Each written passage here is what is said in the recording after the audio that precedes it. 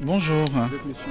je suis Conrad Baguidi, directeur du cabinet MGT Conseil, un cabinet qui est dans le domaine de tout ce qui est performance des entreprises par l'utilisation des données de l'entreprise. Donc nous sommes en France, à Abidjan, à Cotonou, et puis nous avons des clients dans toute la sous-région ouest africaine et centrale. Qu'est-ce que vous pensez des rencontres Africa 2017? Très belle rencontre, pourquoi? Parce que c'est une deuxième édition qui apporte une amélioration, dans le sens où on avait eu dans la première édition une euphorie, un engouement important des différentes sociétés à la fois du nord comme du sud, donc je dirais françaises, européennes ou africaines, et puis on parlait un peu de tout. Cette fois-ci, les thématiques sont beaucoup plus approfondies, plus spécifiées. Elles sont relatives au domaine, on va dire, de développement que l'Afrique aujourd'hui peut espérer mettre en œuvre, dérouler. Et donc je trouve ça intéressant. En revanche, il y a encore quelque chose qu'il faudra qu'on travaille, dans le sens où il faut arriver à bien situer la place de ces entreprises africaines dans les relations bilatérales qu'elles vont avoir avec leurs partenaires du Nord. Donc ça, c'est à la fois du partenariat opérationnel, du partenariat stratégique.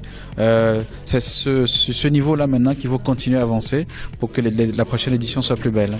Monsieur Baguidi, dites-nous, la France a perdu 15%, la moitié de ses parts de marché en 15 ans. En Côte d'Ivoire, au Sénégal, ceci a été vérifié. Quel est le cas au Bénin?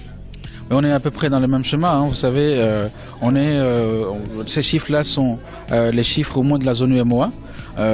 Bon, après, vous comprenez donc l'enthousiasme aujourd'hui on va dire, de nos partenaires européens de vouloir réajuster tout ça, parce que c'est vrai qu'il y a beaucoup de partenariats qu'on peut mettre en place avec d'autres continents tels que la Chine et l'Inde.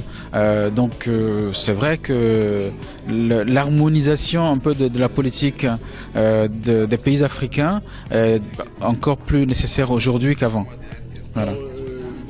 On parle de partenariat gagnant-gagnant. Oui. Les deux parties. C'est important, non? C'est ce que je disais effectivement dans la première partie de mon intervention, c'est que le partenariat win-win, il va à deux niveaux. Moi je vais plus loin dans le fait que ce soit gagnant-gagnant.